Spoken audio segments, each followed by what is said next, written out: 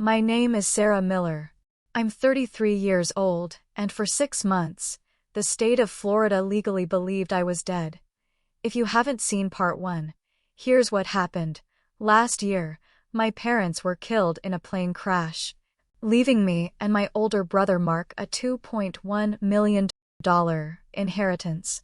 2 weeks later, I was in a car accident in Georgia. I was in a coma for 11 days. While I was in the hospital learning how to walk and talk again, my brother told everyone I had died. He held a funeral for me. He buried an empty casket with my name on it. And then he tried to cash our parents' life insurance. For 6 months, I was alive in a rehab center in Valdosta, Georgia, with no memory, no ID, and no way to contact anyone. Until one day, my memory came back. I found out what Mark did. And I walked into a Jacksonville courtroom. While the judge was literally about to sign the papers giving Mark everything, and I said 3 words, "I'm not dead." That was part 1. Today, I'm going to tell you part 2. What happened after the handcuffs came out? What happened to the $2 million? What happened when I saw my brother again for the first time, face to face, through prison glass? And what happened a year later when we both stood together at my own grave? This is the part nobody expected. Not even me. I didn't plan what I would say after I stood up in that courtroom, but I in my head. For 6 months in that rehab center in Valdosta, I'd rehearsed it 100 times. I'd be strong. I'd be eloquent. I'd look Mark in the eye and say something that would make the judge understand exactly what he took from me. But when I actually stood up in the back of courtroom 3B in Jacksonville, wearing the navy blue dress Aunt Carol bought me from Target the night before, all that came out was, "That's me. I'm Sarah Miller. And I'm not dead." The sound in that room. I will never forget it. Not the gasp. Not the papers dropping. It was Mark's breath. This sharp, sucked-in inhale, like someone had punched him in the stomach. He turned around in his chair. His lawyer grabbed his arm, but Mark just stared. His face went white. Not pale. White. Like all the blood just left. The judge, Judge Henderson, hit his gavel once, but it didn't really do anything. He just looked at me over his glasses and said, "Ma'am, approach the bench." Slowly. I walked. And God, my legs. You have to understand. 6 months earlier, I was learning to walk again. I had a cane in my car, but I left it in the hallway because I didn't want to look weak. Every step down that center aisle felt like I was walking on a ship. My right knee, the one they rebuilt with titanium after the accident, was shaking so bad I thought it would give out. Mark didn't move. He just watched me come closer. His mouth was open a little. When I got to the front, the bailiff was standing between us. Judge Henderson asked for my ID. I handed him my Georgia driver's license, the temporary paper one they'd given me when I finally passed the driving test again 3 weeks before, and my hospital bracelet from South Georgia Medical Center that I'd kept in my wallet. It still had my name and the date of admission, 10/14/2024. The judge looked at it. Looked at Mark. Looked back at me. "Mr. Miller," he said to Mark, "is this your sister?" Mark couldn't speak at first. He finally nodded. Then he whispered, "Sarah." That was it. That was the only thing he said to me in that courtroom. They didn't let me stay for the rest. Detective Ramirez, who I'd called the night before after Aunt Carol found his card in my dad's old address book, escorted me out into the hallway. He said they needed to verify my identity, that Mark was being detained for questioning, that the hearing on the estate was immediately suspended. I sat on a wooden bench outside courtroom 3B for 2 hours. My hands wouldn't stop shaking. A court clerk brought me water in a paper cone cup. I drank 3 of them. At some point, they walked Mark out in handcuffs. Not the zip-tie kind. Real metal handcuffs. His lawyer was walking fast next to him, talking. Mark saw me on the bench. He stopped. Just for a second. The bailiff tugged his arm. He didn't say sorry. He didn't say anything. He just looked at me with this empty look. Like he was seeing a ghost. Which I guess he was. Detective Ramirez came out and told me Mark was being charged with filing a false death certificate, insurance fraud, and perjury. The $2.1 million from my parents' estate, which had been transferred to his account 3 weeks earlier, was frozen. "You're going to need a lawyer," he said. "A good one." I laughed. It was this weird, broken sound.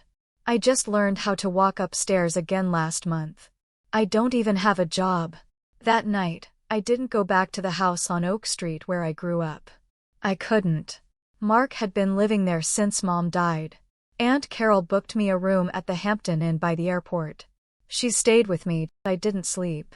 I sat on the edge of that hotel bed and stared at the blackout curtains and thought about the empty casket they buried at Greenlawn Cemetery on November 3, 2024. My name on a brass plate. My high school photo on an easel. Mark giving the eulogy, crying. He cried at my funeral on Monday. On Tuesday, he listed Dad's 1978 Ford F-150 on Facebook Marketplace for $4,500. I found the listing later. He sold it to a guy in St. Augustine at 4 a.m. I finally opened the manila envelope I'd carried from Georgia. Inside was the letter from my dad that Aunt Carol found in his safety deposit box. The one he'd written 3 months before the plane crashed that killed him and Mom. I read it again for the 100th time. "Sarah Bear, if you're reading this, it means the worst happened. Don't let Mark handle the money alone. He's good with his hands, but bad with pressure. He'll panic. Take care of each other. Love, Dad." Dad knew. Somehow he knew. The next morning, the local news van was outside the hotel. Aunt Carol pulled the curtains shut. My phone, which was a cheap prepaid I'd bought with cash, because I didn't want Mark to find me, started ringing. A reporter from the Florida Times-Union had found my number. I turned it off. I had $2.1 million with my name on it, frozen in a bank account. I had a brother in Duval County Jail. I had a body that still hurt every time it rained. And I had absolutely no idea who I was supposed to be now that I wasn't dead. Everyone kept asking me what I wanted to happen to Mark. Detective Ramirez. The victim's advocate. Aunt Carol. I didn't know. I wanted my mom. I wanted my dad.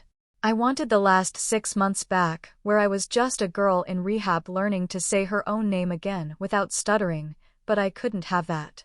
So I did the only thing I knew how to do. I went to physical therapy. 3 days after the courtroom. I drove my 2012 Honda Civic. The one I'd bought with the last $3,000 from my settlement after the car accident. Back to Valdosta, Georgia. Back to the Shepherd Center's outpatient clinic. Back to the parallel bars where I'd learned to walk. My therapist, Maria, cried when she saw me on the news. She didn't ask about the money. She just said, "Okay, let's work on your balance today." And for an hour, I wasn't Sarah Miller, the dead girl who came back. I was just Sarah, trying not to fall over when I stood on one leg. That felt more real than anything else. The money was released on a Tuesday in February. For months after I walked into that courtroom. $2,147, $892.13. It hit my Wells Fargo account at 9:14 a.m. I got the text alert while I was in the grocery store buying eggs. I stared at my phone in the dairy aisle and started crying. A woman asked if I was okay. I said yes. I wasn't. I didn't spend $1 of it for 73 days. It just sat there. Every time I opened my banking app, my hands would shake. Mark wrote me letters from jail. The first one came 2 weeks after he was arrested. I threw it away unopened. Then another. And another. He wrote every Tuesday. Always on yellow legal paper. Always in his messy left-handed scrawl. I kept them in a shoebox under my bed in the one-bedroom apartment I'd rented in Valdosta. I didn't read them. On day 73, I finally went to the bank and moved $2 million into a separate high-yield savings account. I left $147,892.13 in checking. That number was specific. It was the exact amount of my medical bills from the accident that Mark had told the hospital I couldn't pay because I was deceased. They'd sent me to collections. I paid every bill. In full. I called each hospital, each doctor, each physical therapist, and I paid them myself, on the phone, reading my debit card number out loud. Then I drove to Jacksonville and bought back my dad's truck. The guy in St. Augustine had kept it in his garage. He'd seen the news. When I showed up with a cashier's check for $5,000 to $500 more than Mark sold it for, he just handed me the keys. He didn't even count the money. I sat in that truck in his driveway and smelled my dad. Old leather and coffee and the pine air freshener he'd hung from the mirror in 2019. I cried so hard I couldn't drive for 20 minutes. That was the first time I read one of Mark's letters. Letter number 13. Dated March 11th. Sarah, I know you won't read this. I don't blame you. I'm in a dorm with 40 guys. I have a job in the kitchen peeling potatoes. I think about Dad's truck every day. I sold it because I was scared. The mortgage on Mom and Dad's house was $2,400 a month, and I lost my job at the shipyard in December. I told myself I was just borrowing the money. That I'd pay it back when they found you. I'm not asking you to forgive me. I just need you to know I never stopped looking for you at first. I called hospitals for 3 weeks. Then the detective said the car went into the river and I stopped. I'm sorry I stopped. I read it 3 times in that truck. He'd stopped looking after 3 weeks. I'd been in a coma for 11 days. Then in trauma ICU for a month. Then in rehab. All while he was planning my funeral. I didn't write back. But I didn't throw the next letter away either. In April, I started volunteering at the Shepherd Center, 2 days a week. Not as a patient. As a peer visitor. I'd sit with people who'd just woken up from comas, who couldn't remember their kids' names, who were learning to walk again. There was a woman named Denise, 41, hit by a drunk driver. She had a $78,000 hospital bill and no insurance. Her husband had left. She was going to lose her house. I paid her mortgage for 3 months. Anonymously, through the hospital's social worker. Then I paid for a guy named Jamal's wheelchair van. Then for a single mom's rent. Aunt Carol found out because the social worker called to thank me. She said, Sarah, that's what your dad would have done. That night, I opened a Word document and typed Second Chance Fund at the top. I didn't know how to run a nonprofit. I didn't know anything about taxes or boards or grants. But I knew what it felt like to wake up and not know who you were, and to have a bill waiting for you. I called a lawyer in Jacksonville. Not the estate lawyer, a new one. A woman named Priya Sharma who specialized in nonprofits.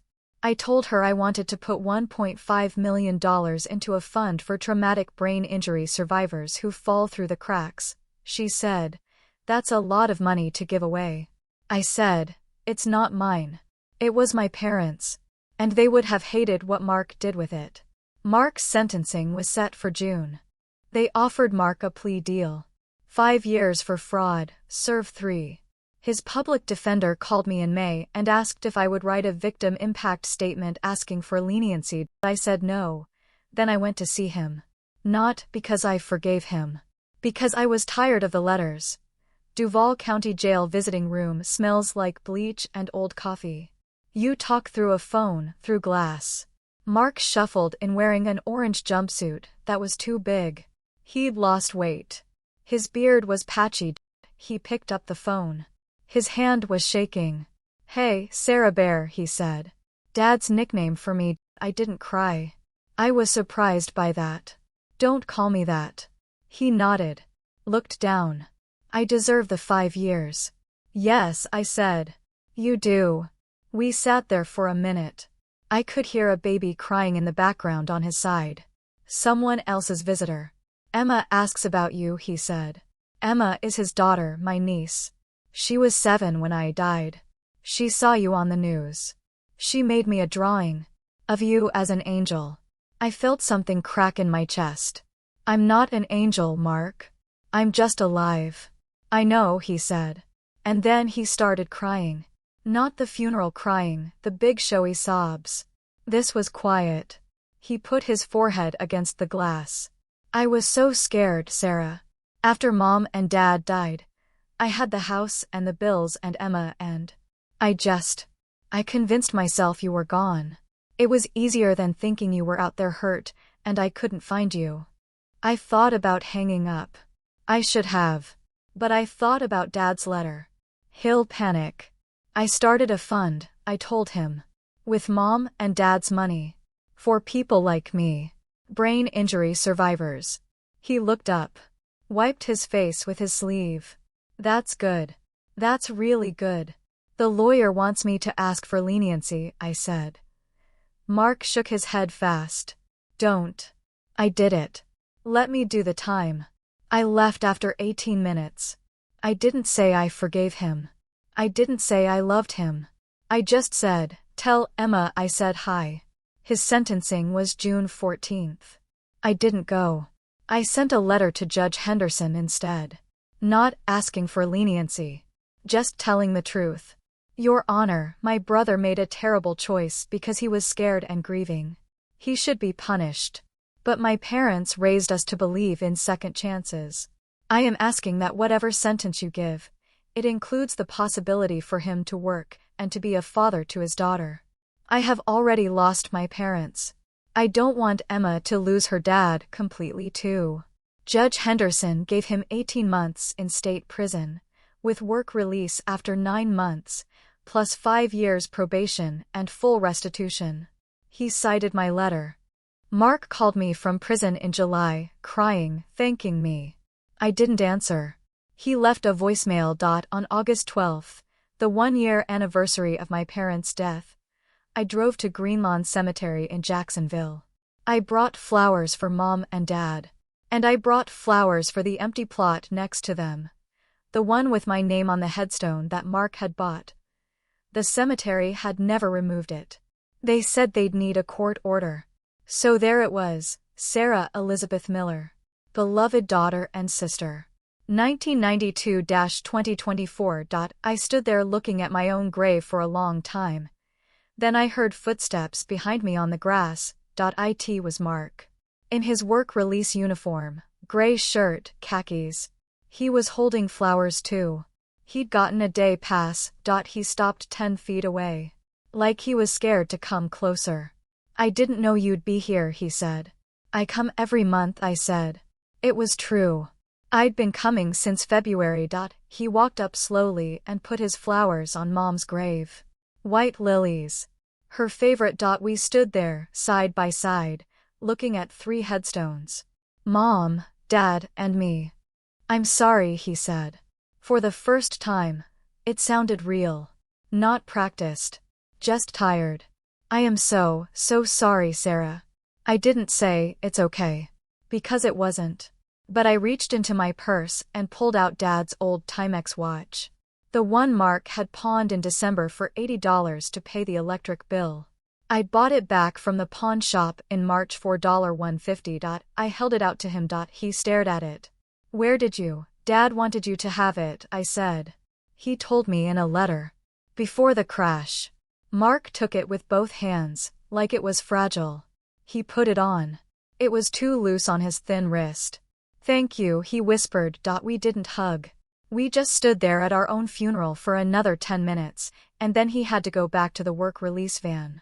It's been 14 months since I walked into that courtroom. The Second Chance Fund officially opened in January. We have an office in a little strip mall in Valdosta, next to a donut shop. Priya is our executive director. We have 3 full-time case managers.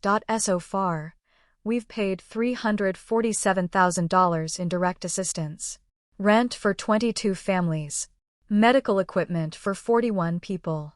A used car for a dad who needed to get to his TBI appointments. We paid off Denise's house last month. She came to the office and hugged me for 5 minutes straight. I still live in my one-bedroom apartment. I still drive the Honda. I did buy one thing for myself. I bought back my parents' house on Oak Street.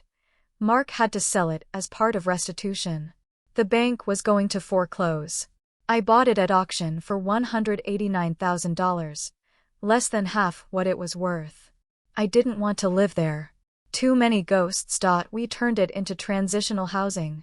For bedrooms, for brain injury survivors coming out of rehab who have nowhere to go.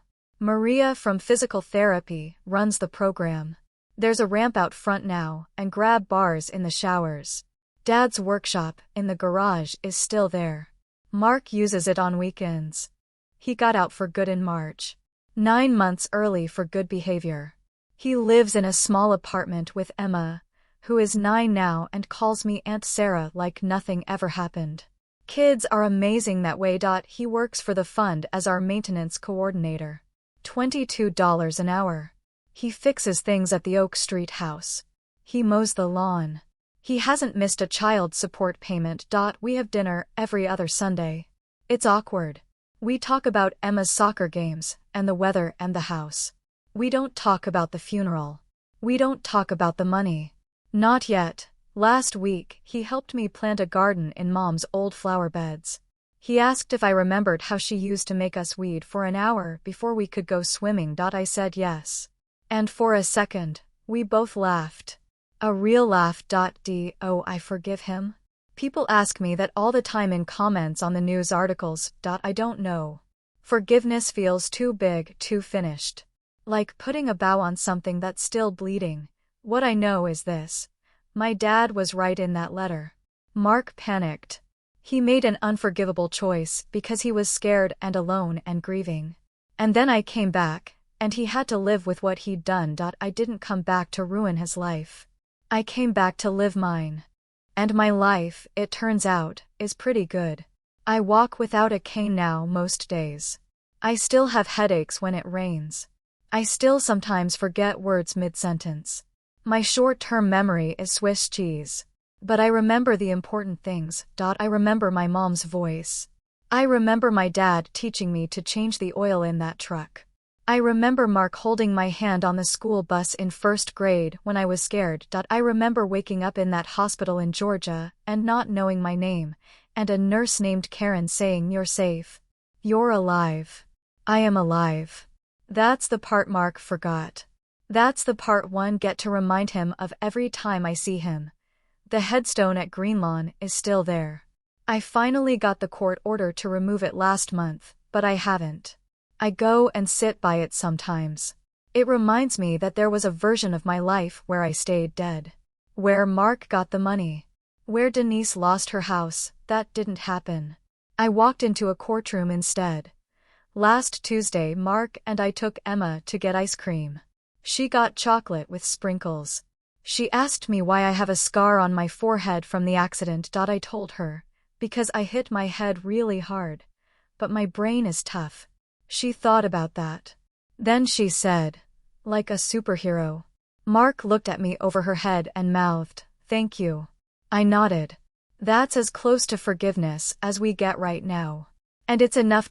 My parents left me $2.1 million.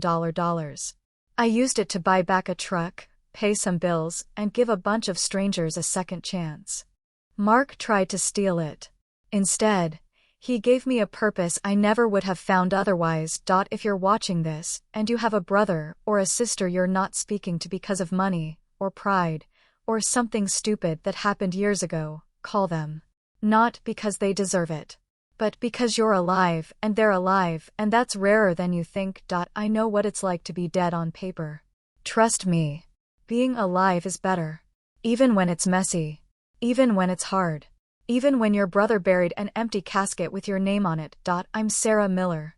I'm 33 years old. I live in Valdosta, Georgia. And I'm not dead. Thanks for listening to part 2.